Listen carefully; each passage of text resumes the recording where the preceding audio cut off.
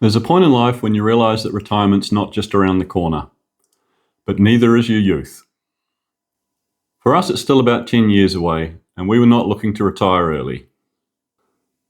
But we did know we wanted to see the world while we still had the health, the energy, and the sense of adventure to enjoy it. So last year in 2025, Sarah and I stepped away from full-time work to do some travel. The aim was to see what this chapter of our life would look like rather than just imagining it.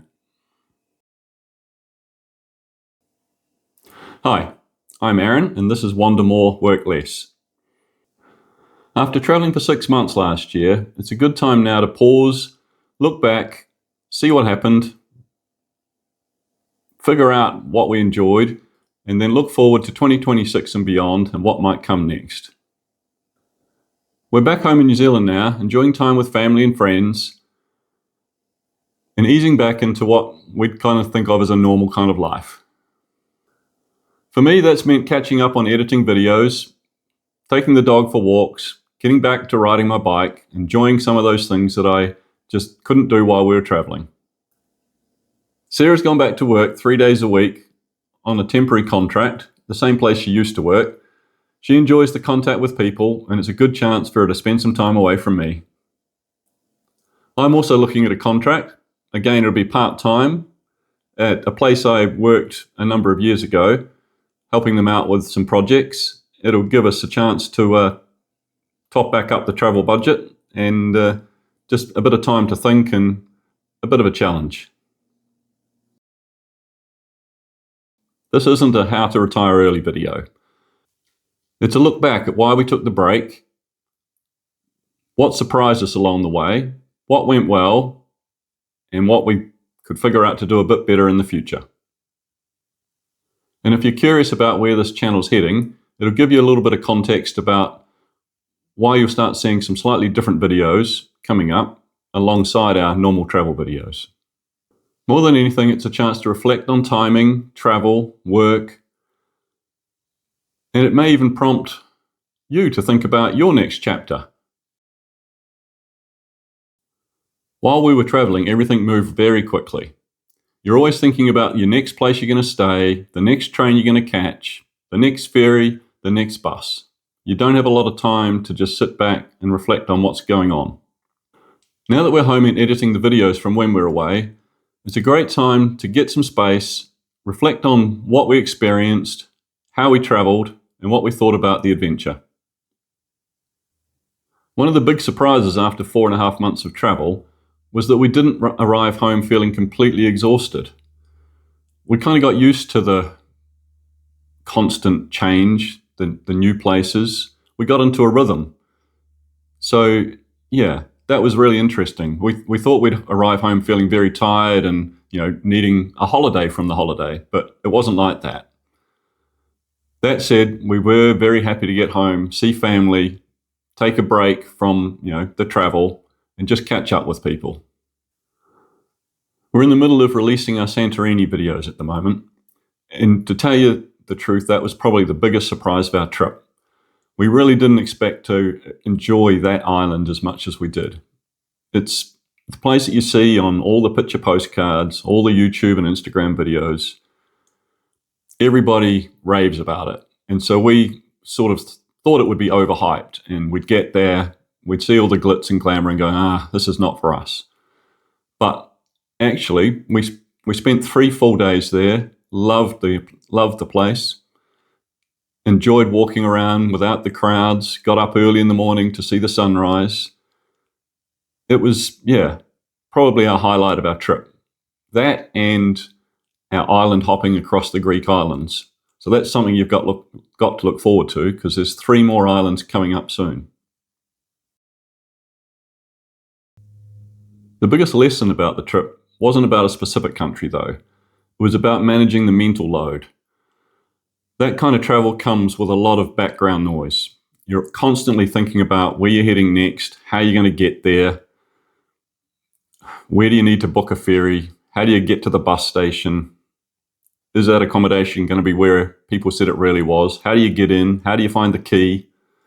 Yeah, that can be quite stressful. But what we found was if you're organised, try and be very organised, be repetitive, get into a rhythm of how you go about things. It really dampens down that stress. I was probably a little bit more organised than Sarah at times, but that's just the way that we are. But I kept her on track.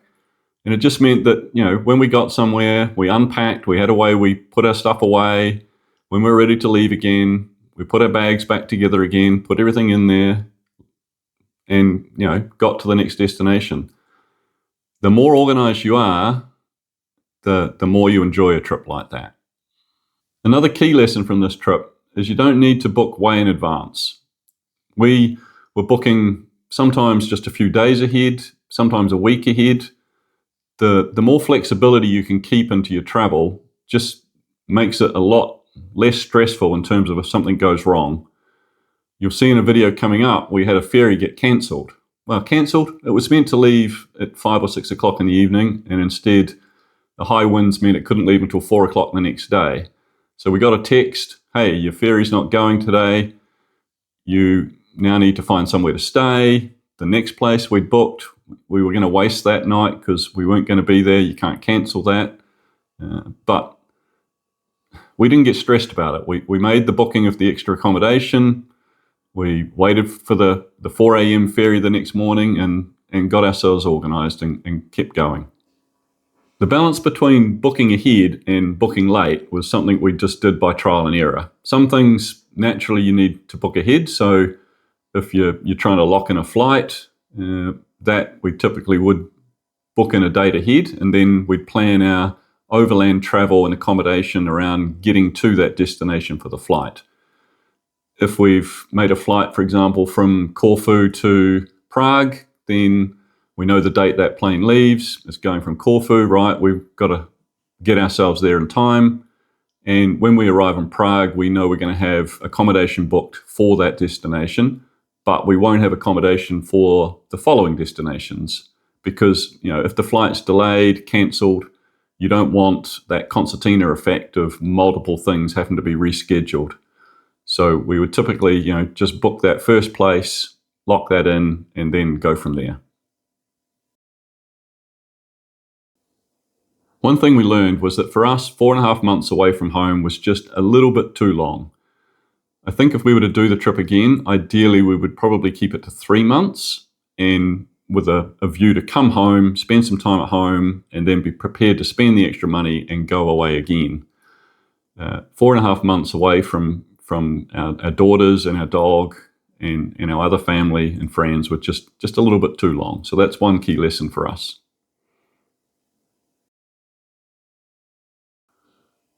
The question we get a lot is, what place would you most like to go back to? And our answer to them is quite surprising sometimes, because even though we've seen some amazing places, typically we would say, we don't actually want to go back to any of them. And that's because we value seeing new destinations and experiencing new things. So we're more looking forward to the next place we'd go rather than worrying about where we'd go back to. That said, there were some favourites. So for us, the Greek islands would be top of that list.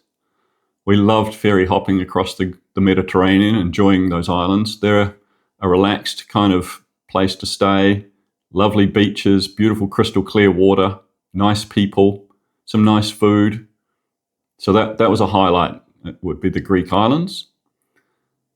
And just briefly, a place like Istanbul, which you haven't seen yet on our video, so spoiler alert.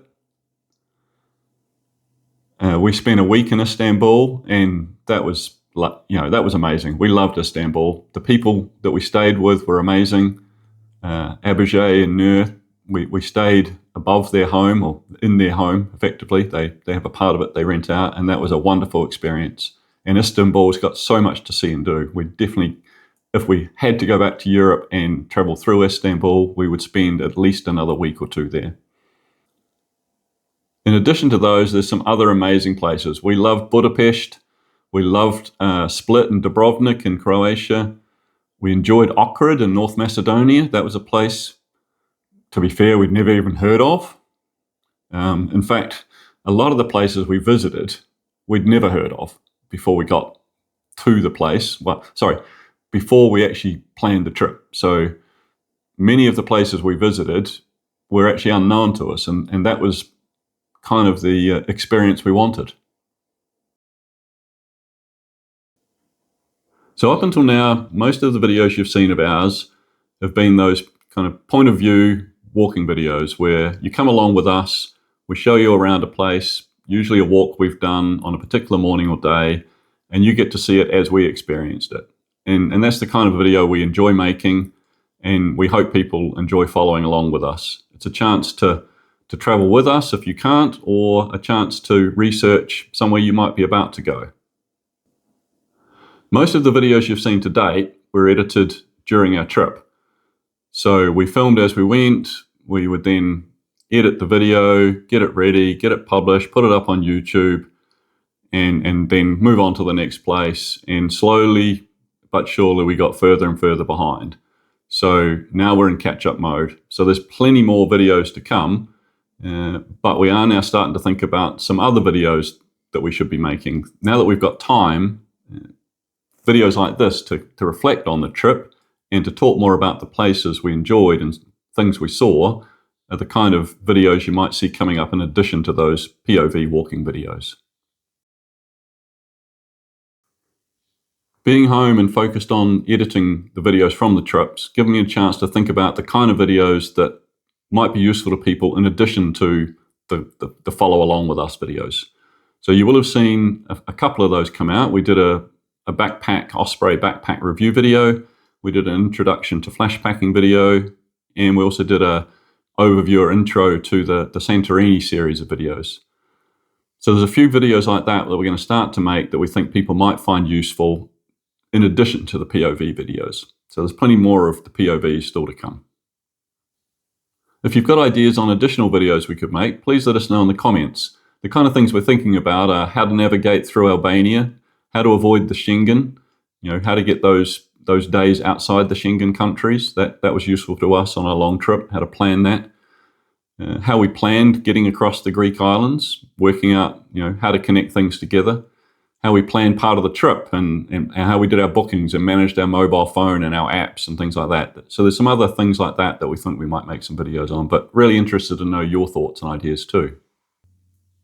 We're also hoping to loop back and do some reflection videos on some of the places we went to and what we thought about them, how we got there, the things that we really enjoyed about them, because I think that was missing from some of the POV videos. So a place like Budapest, we loved that. We were there for a week. It was a great place to visit.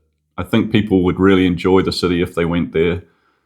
So we think we'd like to share a few more personal insights to some of those places we went to, particularly the ones that we really enjoyed and even the ones that maybe we would avoid next time. Okay, so that's an update on where we are right now. Obviously, a bit of contract work coming up. That's going to put a bit of a dent in the time I've got available for editing, but we'll manage that. You'd expect to see still videos coming out every week, a bit of a mixture of walking POVs of these beautiful destinations and reflection and advice kind of videos. But yeah, let us know in the comments your ideas, your thoughts. Really love to hear from you. And so, yeah, what else comes next in terms of the travel? Obviously, we're going back to work. Well, we're going back to part-time work. So both of us are going to be doing 3 days a week is the plan. We may start to show you a little bit of New Zealand. Not sure if that's something people are really interested in. We live in the top half of the South Island of New Zealand. Beautiful outdoor experiences around here. You'll see one video early on from our channel visiting the Abel Tasman National Park. So yeah, we could do some videos like that. We're planning another trip. I'll start to tell you about that probably in a future video, maybe talk about how we're planning it, but it'll be a little bit closer to home, maybe Southeast Asia or somewhere like that is the ideas that we've got at the moment. So yeah, we're thinking about another month away in probably May or June.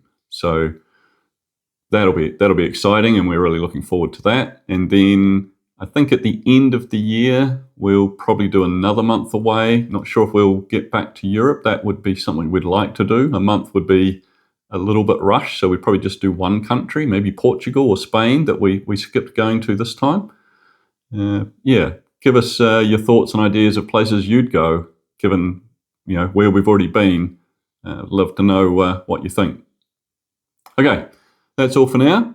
Thanks for listening and watching. I hope you're enjoying the videos we're releasing, and we'll see you in the next one. Cheers.